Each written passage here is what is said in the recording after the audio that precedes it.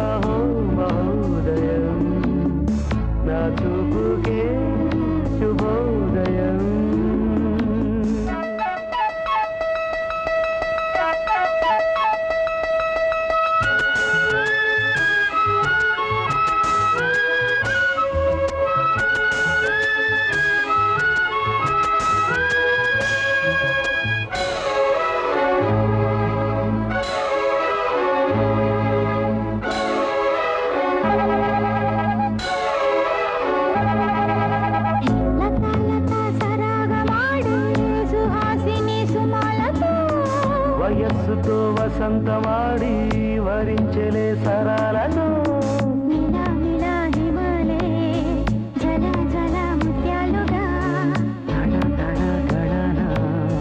తటిల్లత హారాలుగా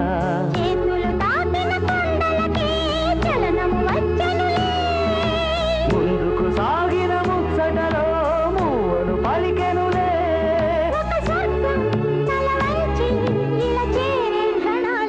అందాలలో అహో మహోదయం నా చూపుకే శుభోదయం.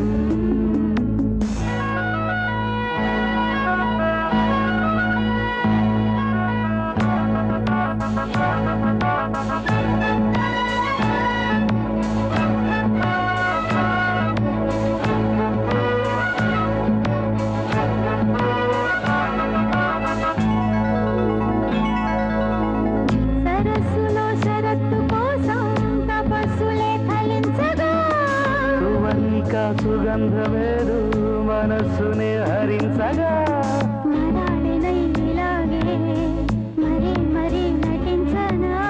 విహారినై వాడే తిరి భువి స్పృశించనా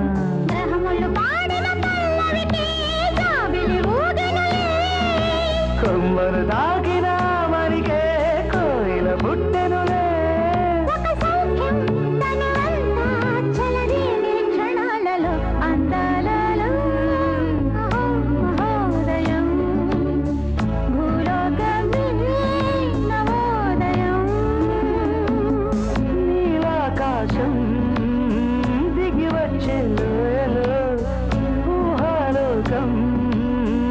ఎదురొచ్చే హాయిలో నాలో సాగే ఏదో సరగమే అందాలలో మహోదయం భూలోకమే నవోదయం.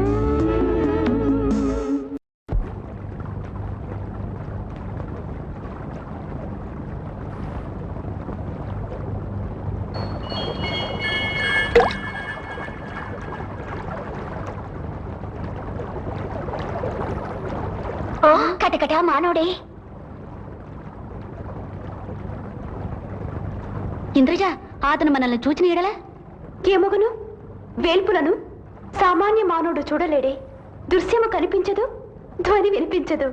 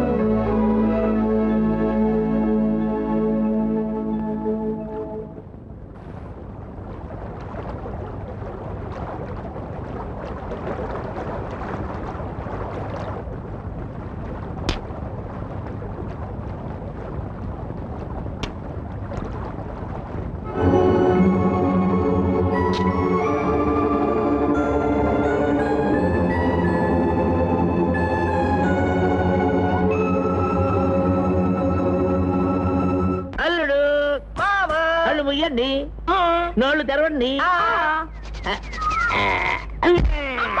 ఏంటిది మావా? హార్ట్. నాకు అది నీకిచ్చే హార్ట్ కాదు బిడ్డ, నేనిస్తా. ఈ హార్ట్ దేనికి మావా? రాజుగాడు రాడనుకున్నామా? అనుకున్నాం. వాడు వచ్చేసాడు, మూలికలు తెచ్చేశాడు. ఆ తలకు మాసిన వాడు వైద్యం మొదలెట్టేశాడు.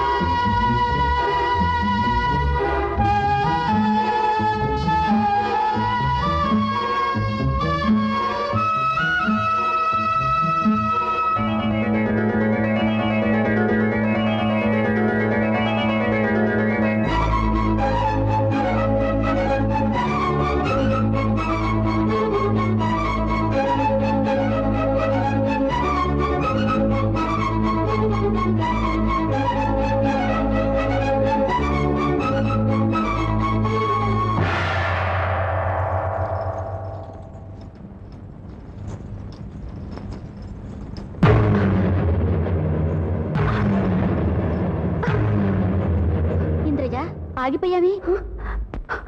అంగుళీయకము, నా అంగుళీయకం కనబడటలేదే. అంగుళీకము జారవిడ్చుకుంటూ ఆ ఇంద్రజ కటకట స్వర్గలోక ప్రవేశం అసాధ్యం కదా. నారద, ఆమెకు స్వర్గద్వార ప్రవేశము నిషేధమా? ఇంద్రజ మదీయ పుత్రికారతనం. ఇంద్రునికి ఒక న్యాయము, చంద్రునికి ఒక న్యాయము. నారాయణ సురకులపతి బృహస్పతి తమ నేతృత్వమున ధర్మము 4 పాదముల. నారద, ఆగ్రహించకు దేవేంద్ర, నారదుడు చెప్పినది అక్షర సత్యం. అంగుళీకం లేని ఇంద్రజ స్వర్గమును అడుగుమోపుట అసాధ్యం. గురుదేవ, తమరే ఇట్లా తెచ్చినచు తప్పదు దేవేంద్ర.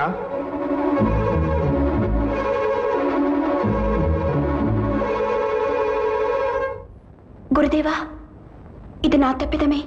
ఒక మానవుడు ఉంగరము సంగ్రహించినాడని నా అనుమానం. తమరు అనుమతించినా పోయి వచ్చేదను.